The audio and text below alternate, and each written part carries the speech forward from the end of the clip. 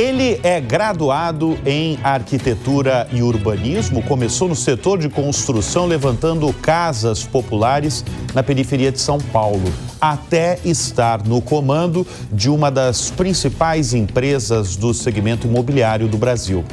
Nós vamos receber neste bloco do Show Business Antônio Cetim, fundador e CEO da Cetim Incorporadora. Antônio, obrigado pela presença aqui em nosso estúdio. Vocês, assim como concorrentes de vocês, que já passaram inclusive aqui no programa, vocês mudaram aí um pouquinho o perfil da incorporadora nos últimos tempos e tem focado em prédios, sobretudo para o cliente de alto padrão. Talvez, eu imagino, porque esse cliente de alto padrão não é tão impactado com uma taxa de juros tão expressiva como a gente vive hoje no Brasil, 15% ao ano. O que, na sua avaliação, vai acontecer quando a taxa de juros cair no Brasil? Bem, Bruno, a gente se adapta ao momento da economia do Brasil. O dinheiro custa caro.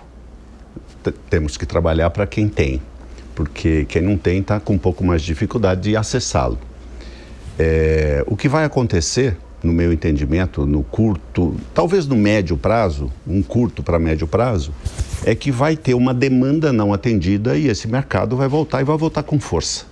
A gente vive uma taxa de juros no país que não é compatível com a evolução de qualquer país, né? A segunda maior taxa do mundo. E a hora que ela cair para um patamar razoável, não precisa ser excelente, razoável, a classe média, média alta, que é onde a minha empresa e outras atuam, volta com força. Esse é o meu entendimento. O que é uma taxa de juros adequada para o setor de construção e setor imobiliário? Para ser simplista, um dígito. Um dígito. Um dígito. Mas um dígito pode ser 9,9. Eu diria que 7, 8%, que seria uma inflação mais 3, 4% de juro real, que já é um juro alto, é uma taxa de juro decente e esse mercado volta e volta com força. Eu diria até que quem quiser comprar, que fique atento ou tente comprar agora ou o mais breve possível, que isso deve acontecer ainda em 27. Agora, afinal, como andam as vendas no setor? E na sua companhia também, né? Era para não estar andando. Pensa, nós estamos convivendo aí com uma taxa de juro real de 9, 10%. Isso é uma loucura. É melhor ficar em casa do que ter uma empresa, né? Mas ela está acontecendo, porque eu acho que o brasileiro, primeiro, ele não confia tanto na política, na economia, ele quer fazer um pouco de poupança em tijolo. E tem também o crescimento da população, né? A maturidade que vem chegando e as pessoas precisam casar, precisam morar. Esse mercado está funcionando. Qualquer economista diria, isso seria impossível. Mas isso é inviável. Seria inviável, exatamente. Mas tem acontecido, então. Esse ano, por exemplo, na sua incorporadora, vocês vão fechar no azul?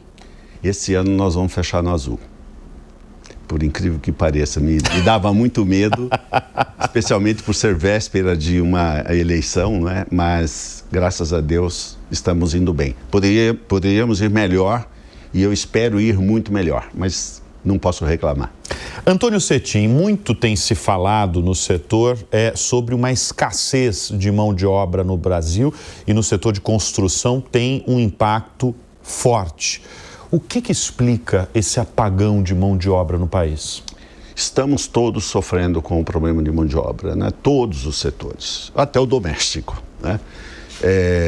Veja bem, hoje com a uberização, a pejotização e com os auxílios todos, Bolsa Família, etc., as pessoas querem ou não trabalhar, ou trabalhar sem compromisso, trabalhar no ar-condicionado, como dirigindo um automóvel no Uber, fazer delivery, fazer o seu próprio horário.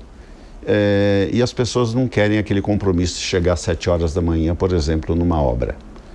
Numa obra minha, ou do meu concorrente, tem um fenômeno muito interessante. Os pedreiros, os funcionários, a maioria já tem um pouco de cabelo branco. O filho dele não quer trabalhar. Ele não quer? Não quer trabalhar. E eu imagino que esses cabelos brancos que passam pelas suas obras, eles têm talvez na família pessoas que trabalhavam em obras também. Eu tenho um exemplo que eu vivenciei esses dias. Eu estava conversando com um mestre de obra na minha obra, um funcionário meu, antigo pedreiro, que evoluiu e disse que o filho dele não quer ser pedreiro, nem mestre de obra, nada. Ele prefere trabalhar em Uber. Eu peguei um Uber, onde ele disse que o pai dele era pedreiro e ele falou para o pai, eu vou trabalhar no ar-condicionado, pai, fazer meu horário, ser eu o patrão. Então esse é um fenômeno que está fazendo com que a construção civil também sofra. Você tem 1.000 a 1.200 profissionais, entre diretos e indiretos. E você hoje, eu imagino que é uma preocupação sua em relação a futuro, talvez?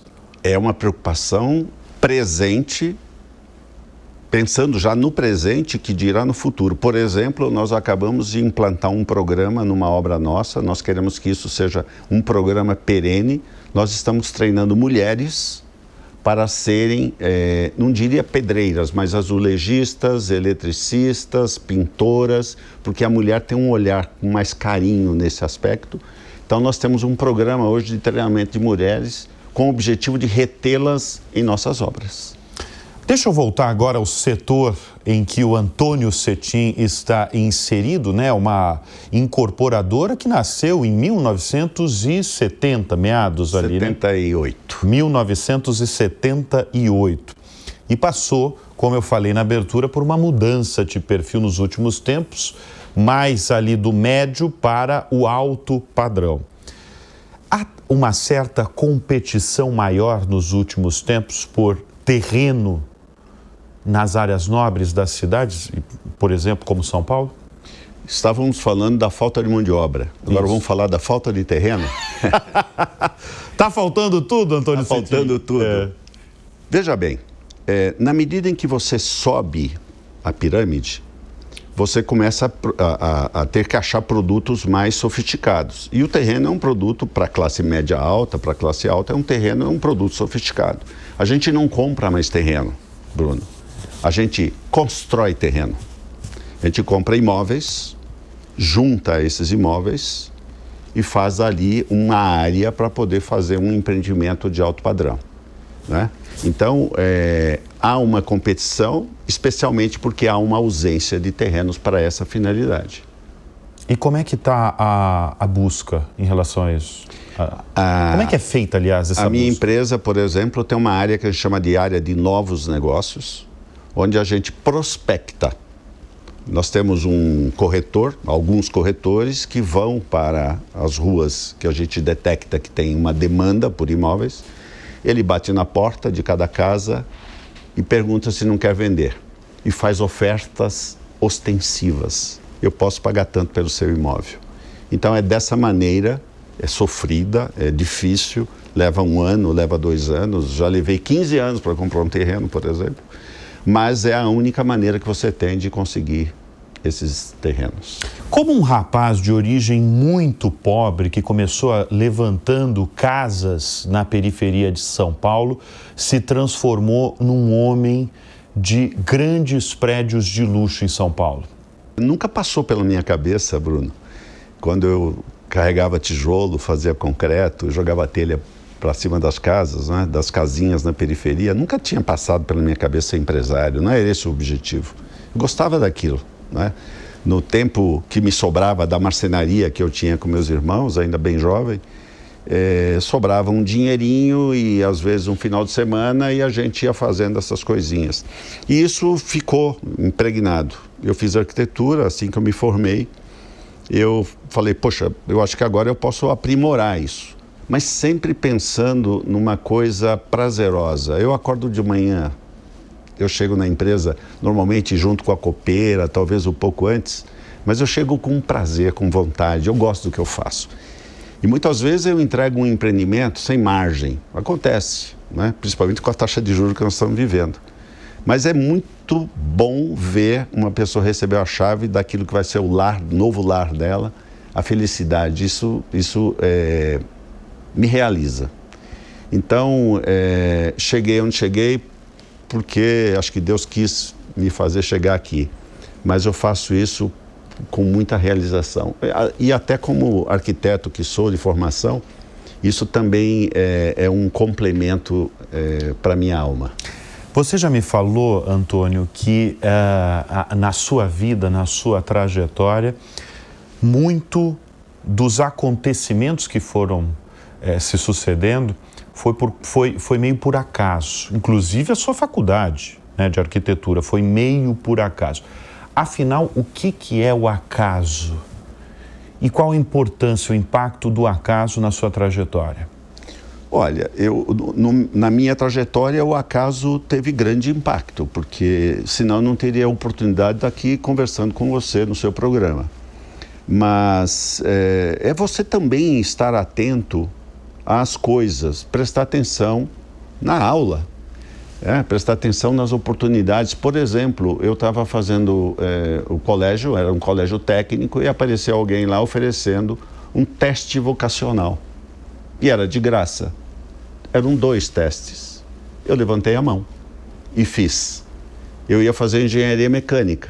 O teste deu 100% arquitetura. Eu fiz arquitetura. E hoje eu seria um engenheiro mecânico frustrado. E eu não sou um arquiteto que faz projetos, mas eu sou um arquiteto que sabe discutir com quem faz os meus projetos de igual para igual. Então, essas coisas vão construindo um futuro. Mas claro que eu tinha um objetivo de vida, né? Eu tinha um ponto focal que era evoluir, não ser tão pobre quanto foram os meus pais. Pais maravilhosos, mas com pouquíssimos recursos. E eu queria vencer aquilo, não queria ter aquilo para mim, para sempre. Então, a evolução vem de eu ficar prestando atenção e pegando as oportunidades quando elas aparecem. Como foi a fundação da sua companhia? Quase por osmose. Né? Foi? Eu comecei fazendo uma coisa... Isso que eu falei de você estar na periferia de São Paulo levantando casas, você não tinha ainda a sua companhia? Não. Não tinha. Era o quê? Você prestava serviço? Essas casinhas... Não, eu construí essas casinhas com as sobras dos recursos da marcenaria que eu tinha com meus irmãos e alugávamos. Criávamos mais uma rendinha. E assim foi nascendo e nasceu o seu negócio. E assim foi, quando eu estava prestes a terminar a arquitetura, um ano antes, eu falei, poxa, eu tenho a marcenaria, que toma quase todo o meu tempo, mas eu tenho algum tempo e algum dinheiro que eu posso fazer isso de maneira mais organizada. Então, eu tendo um escritório mais organizado, tendo um CNPJ, além de eu atender meus clientes de marcenaria de uma forma mais profissional, eu também posso construir, fazer coisas e ganhar algum dinheiro. E o que mudou? Eu fiz a pergunta do que não mudou, mas o que mudou de mais relevante no setor imobiliário nos últimos tempos? Informação. Informação? O nosso cliente, o cliente em geral, não é só do setor imobiliário, ele é muito bem informado hoje, né? Hoje ele tem informação financeira. Hoje ele entra na internet, conhece meu empreendimento e vai me fazer perguntas que talvez eu não saiba responder e ele sabe, né? Então, esse cliente hoje ele é muito preparado. Não é mais aquele cliente desavisado que um mau vendedor possa ludibriá-lo. Hoje ele vem com consistência, né? Ele tem acesso a todas as informações. Ele chega sabendo qual é a prestação que ele vai pagar. Uhum. Ele chega sabendo qual é a face que bate mais sol, né? Mas ele faz questão de vir conversar com um corretor, ou comigo, ou com o meu diretor, e fazer um complemento dessas informações que ele tem, para poder tomar a decisão final. É uma decisão normalmente muito assertiva, não é mais desavisado. Antônio, você tem um perfil de executivo, de fundador de empresa que eu particularmente adoro aqui no Show Business, por conta da sua história. Eu volto a repetir, Antônio Cetim, do norte da Itália. Quantos irmãos? Somos em 8 irmãos. 8 irmãos, você sempre falou, né? Família muito pobre. E você venceu na vida, você é fundador de uma companhia extremamente relevante no setor imobiliário. O que é determinante para essa ascensão avassaladora na vida? Bom, primeiro você precisa... Eu sempre faço uma referência com as minhas obras, né? Eu posso ter o dinheiro que eu quiser, mas eu não consigo fazer um prédio em 30 dias. Porque o concreto precisa secar. Eu preciso fazer as fundações e eu preciso esperá-las curar, secar, para poder fazer a edificação, para depois fazer o acabamento. Se você não tiver um objetivo de vida e não acreditar que aquilo que você quer é possível, né? Eu faço sempre referência à navegação. Eu tive a oportunidade de navegar com Schurman um final de semana, família Schurman. Navegação é assim, você vai para aquele lugar, para a África, mas dependendo do vento, você pode estar navegando para trás, para o lado, mas o objetivo é aquele. Eu estabeleci um objetivo na minha vida, eu queria deixar de ter tanta dificuldade como eu tinha. E eu falei assim, eu vou crescer. Hoje, talvez a melhor coisa que eu possa fazer seja usufruir a vida, deixar a empresa para os meus filhos ou fechar a empresa. Mas eu tenho um objetivo. Eu quero que o dia que eu não estiver aqui, sintam muita saudade de mim, das coisas que eu fiz e das coisas que eu faço, né? É mais do que ganhar dinheiro. Ganhar dinheiro, para mim, é consequência, de verdade, né? Porque eu tenho um objetivo, o meu objetivo é até subjetivo, né? Não é metro quadrado, é muito mais que isso.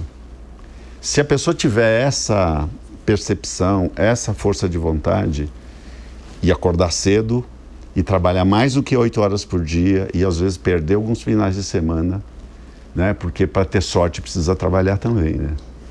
Você falou em filhos, vai uma informação extremamente relevante. Você tem 8 filhos. Você é animado, hein, Antônio?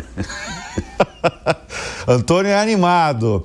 Antônio, quais as lições que você passa para os seus 8 filhos? A principal delas, eu digo sempre o seguinte: seja honesto. Porque se você quiser fazer a maior sacanagem da sua vida, é você ser honesto. Porque sendo honesto, você vai levar vantagens o tempo inteiro.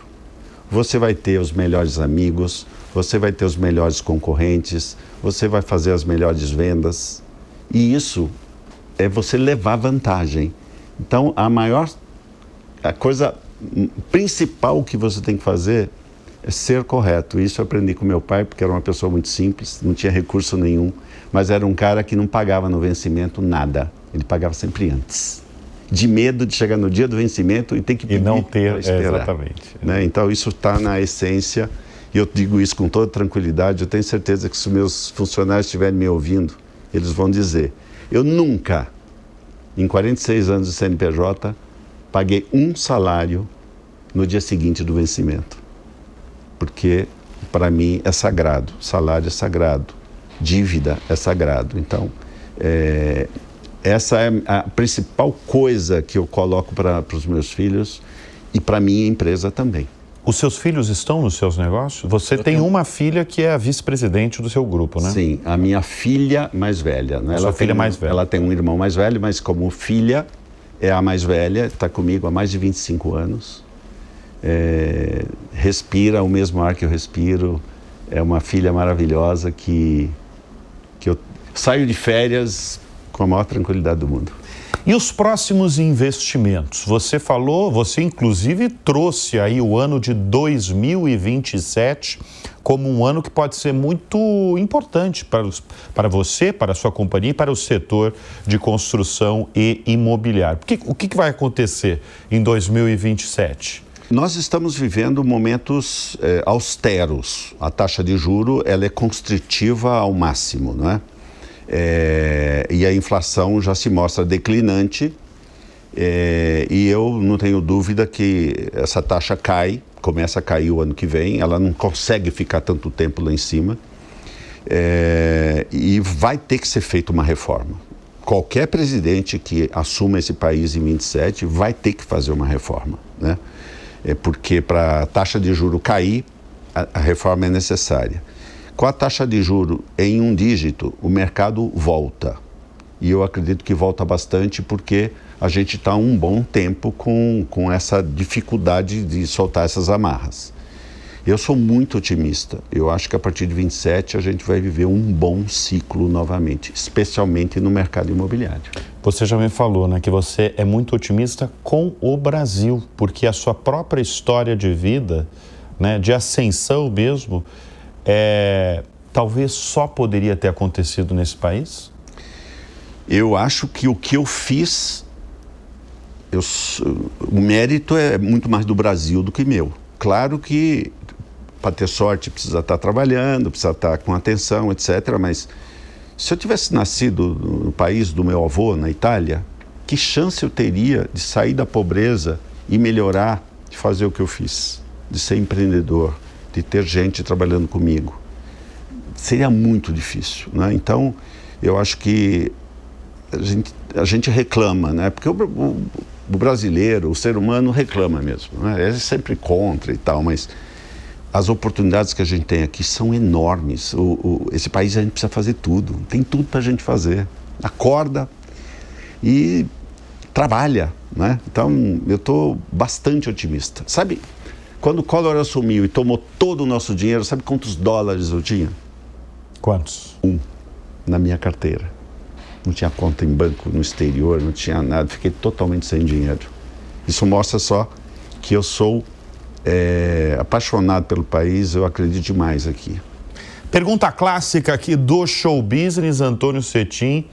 Quem são as suas referências no mundo dos negócios, na vida?